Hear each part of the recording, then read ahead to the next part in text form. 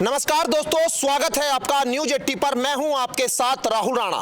पश्चिम उत्तर प्रदेश में इन दिनों एसआईआर को लेकर जबरदस्त चर्चा है।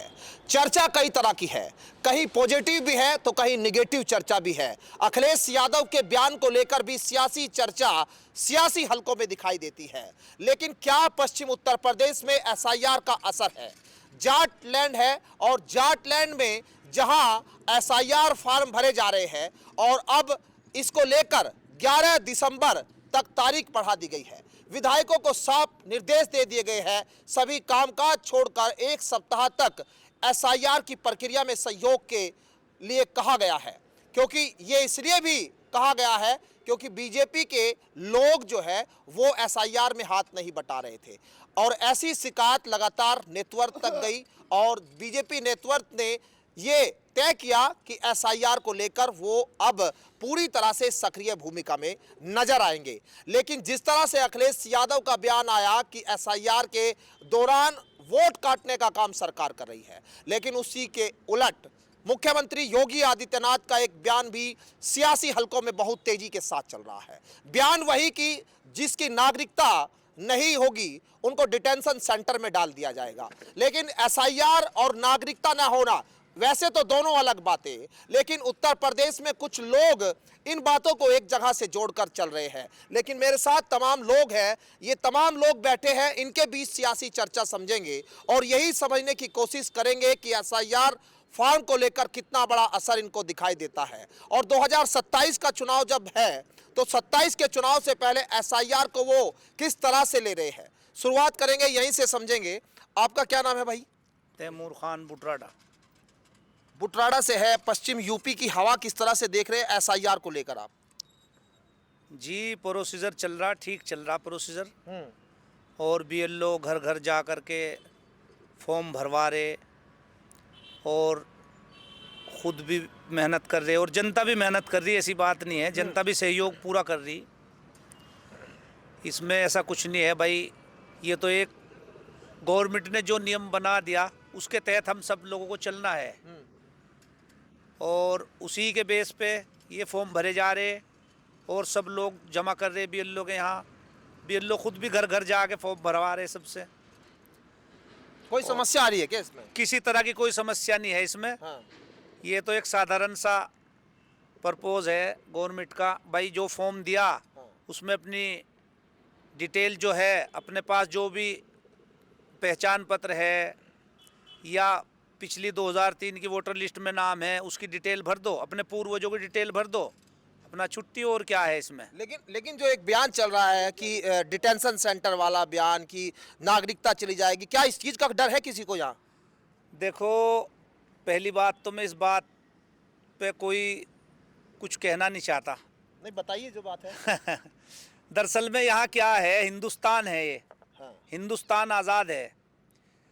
जिसकी भी हुकूमत होती है वही अपना फोकस जमाती है। हाँ। चाहे वो सपा की हो, चाहे वो भाजपा की हो, चाहे वो बसपा की हो। हाँ। सब लोग अपना फोकस करते हैं और बीजेपी चाहती है कि हिंदू के नाम पे मैं वोट लेती हूँ। बीजेपी का सिर्फ एक ही मकसद है, हिंदू के नाम पे वोट लेना, बस। वो किसी मुसलमान को, किसी को कोई परेशान नहीं कर रही। बताओ मुझे भाई, 2000 रुपये किसान सम्मान के दे रहे, क्या खास वो हिंदू को दे रहे, सब मुसलमानों को नहीं दे रहे।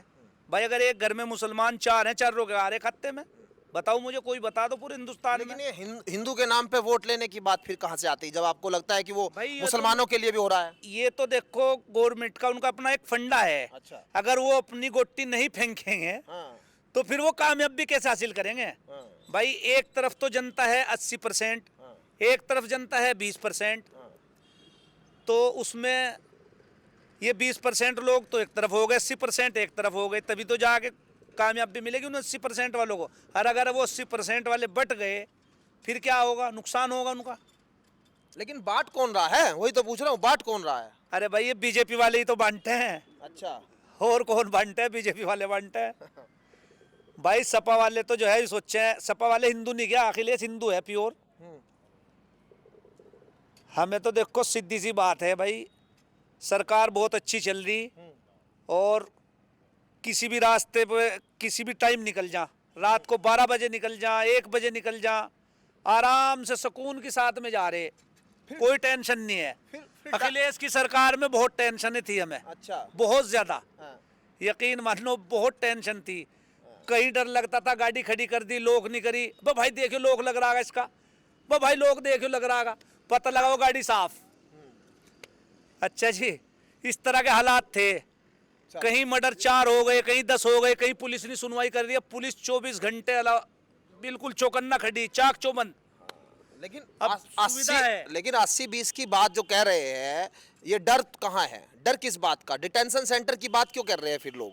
ये देखो, ये जनता है, ये जनता है, जनार्दन है इसका नाम।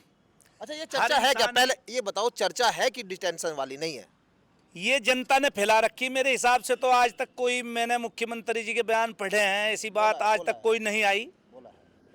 मुख्यमंत्री जी ने बोला है तो मैं इस चीज़ को भाई यकीन कर लूँ, आप कह रहे हैं, लेकिन ऐसा कुछ है नहीं। वैसे नहीं, जो नागरिक नहीं है, भाई जो नागरिक हिंदुस्तान का है ही नहीं, उसकी जांच होकर हिंदुस्तान में क्यों रहना चाहिए उसको? हाँ, वो क्यों रहेगा भाई, उसे रहना ही ना चाहिए। तो इससे मुसलमान क्यों डर रहा है फिर?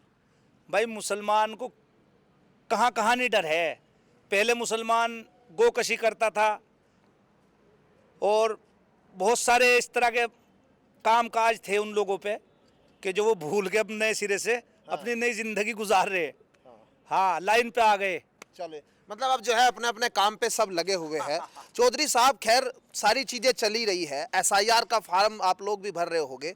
कहाँ दिक्कत लगती है कि एसआईआर के फार्म को लेकर इतनी बड़ी सियासी बात होने लगी कि वोट कटना और इसके लिए दूसरी तरीके की डिटेंशन सेंटर जैसी बात की जा रही? आपको क्या लग रहा है, ये सब राजनीति या क्या? नहीं, जो यहाँ से 2003 से पहले रह रहे में तो यहीं के नागरिक हैं, लेकिन जो 2003 में था ही नहीं, ना तो उसका बाबा, ना पड़बाबा, ना दादा, ना भाई, तो वो यहाँ का है ही नहीं, तो छानबीन होनी चाहिए। इस तरह की हैं तो बाहर के लोग रहने वाले हैं, और जो रहने वाले हैं डिटेंशन सेंटर में जाएंगे, फिर उसका क्या इलाज है भाई ना, और क्या है कुछ नहीं। बाकी और को क्या परेशानी है, हिंदू हो, मुस्लिम हो, कोई भी हो, तो सबका राज है, सबका देश है, सभी रहेंगे, सब नागरिक हैं। लेकिन देखो, आपने कह दिया कि वो डिटेंशन सेंटर में जाएंगे। सरकार नागरिकता का चेक थोड़ा ना कर रही है, सरकार तो वोट देख रही है कि कौन असली है और कौन फर्जी है। नागरिकता और जो एसआईआर है वो दोनों अलग चीज है, लेकिन इसको एक जगह जोड़ा जा रहा है। नहीं, जब 2003 में जिसका वोट यहाँ था नहीं, वो आया कहाँ से, है कौन, यही तो पता लगाना चाह रहे हैं ना भाई, वो है कौन, नागरिक है या नहीं है। ऐसा भी हो सके 2003 में किसी की वोट नहीं होगी, तो उसके दादा की, पड़दादा की, चाचा बापू किसी की तो होगी है, तो वो यहाँ के नागरिक हैं। और जो नहीं है तो फिर वे नागरिक कहाँ रह गए यहाँ के, फिर तो बगल के आए हुए हैं। फिर वे कहीं जाओ तो सरकार का काम है ना भेजना ना भेजना, वहीं डर रहे, उन्हें देख कर लोग वैसे भी डरा दें, मैं दूसरों को डरा दें।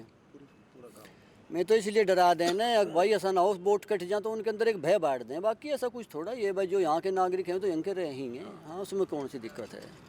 चौधरी साहब, आपके गांव में भी वोट एसआईआर को लेकर जिस तरह से हो रहा है, फॉर्म भरे जा रहे हैं, अब मतलब क्या कोई डर है किसी चीज़ का? हमारे यहाँ कोई परेशानी नहीं है, सबके एसआईआर होगी, ठीक ठाक होगी, ना इसमें कुछ राजनीति है, हो जाना चाहे एसआईआर, ना इसमें नागरिकता का हिसाब कुछ।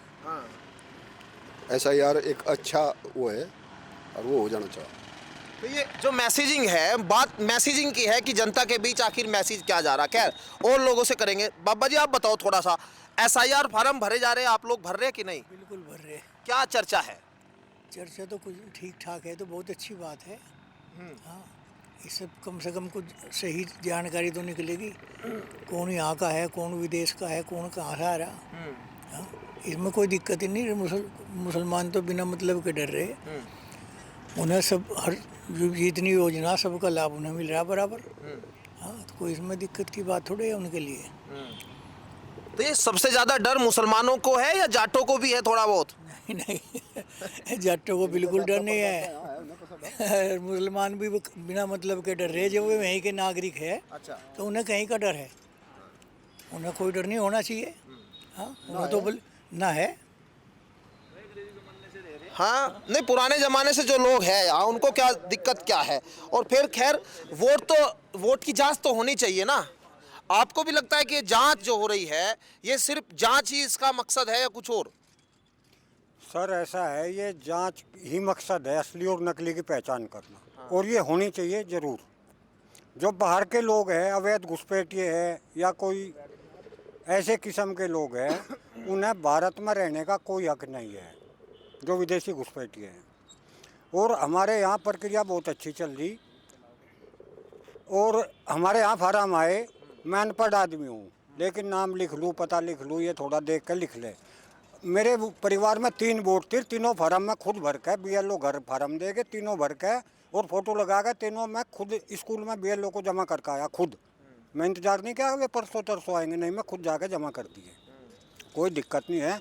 और ये बात मुसलमानों की है, देश के नागरिक है जैसे हमें, ऐसे ये हैं। डर नहीं है इनको डराया जा रहा कि हर विधानसभा में 50,000 वोट कट जाएगी। अखिलेश यादव कह रहे 50,000 वोट कट नहीं जाएगी, 50,000 वोट घट जाएगी। असलियत ये है, वोट कहीं नहीं कट रही, जो असली वोट है वो है और वो रहेगी। इनको डराया जा रहा और बोले हैं ना समझ है, कुछ लोग डर जाते हैं इनके बहकावे में आकर, लेकिन डरना नहीं चाहिए किसी भी आदमी को। इसमें कोई डर वाली कोई बात है ही नहीं।